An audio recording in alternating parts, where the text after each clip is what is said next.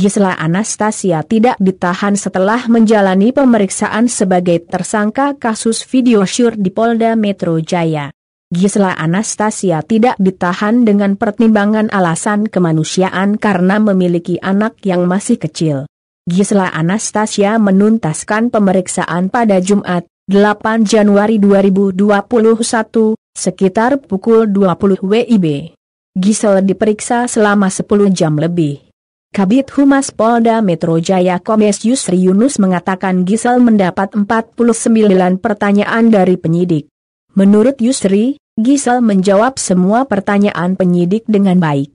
Yusri mengatakan, Gisela tidak ditahan adalah murni pertimbangan penyidik sebagaimana diatur pada pasal 21 KUHP. Selain Gisela, Michael Yukinobu Devertes atau Nobu juga tidak ditahan. Yusri mengatakan, penyidik dapat menahan seorang tersangka dengan alasan subjektivitas, karena dikhawatirkan melarikan diri, tidak kooperatif atau menghilangkan barang bukti. Khusus Gisela Anastasia, polisi tidak menahannya karena ada pertimbangan lainnya. Gisela Anastasia dan Michael Yukinobu Devertes tidak ditahan di kasus video syur. Namun keduanya wajib lapor setiap 2 hari dalam sepekan. Untuk diketahui, Nobu yang sudah diperiksa lebih dahulu pada Senin, 4/1, juga tidak ditahan polisi setelah menjalani pemeriksaan. Nobu dipulangkan setelah pemeriksaan berjam-jam di Polda Metro Jaya.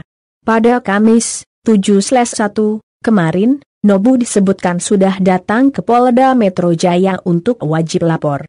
Dalam proses ini, Nobu tidak diperiksa, melainkan hanya mengisi absensi di buku tamu penyidik sebagai bukti bahwa yang bersangkutan tidak melarikan diri.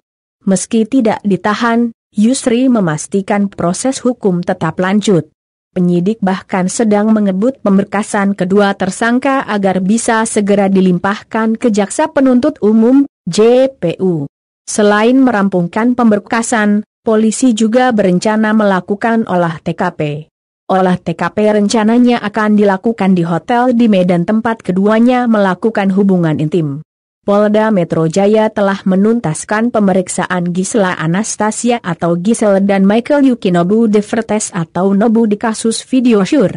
Selanjutnya, polisi akan melakukan olah tempat kejadian perkara, TKP, terkait kasus video syur itu. Kabid Humas Polda Metro Jaya Kombes Yusri Yunus mengatakan olah TKP tersebut nantinya akan digelar di hotel di Medan, lokasi yang menjadi tempat kedua tersangka melakukan perbuatannya.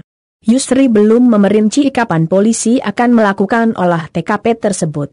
Dia menyebut proses tersebut sebagai bukti keseriusan pihaknya dalam menyelesaikan perkara tersebut.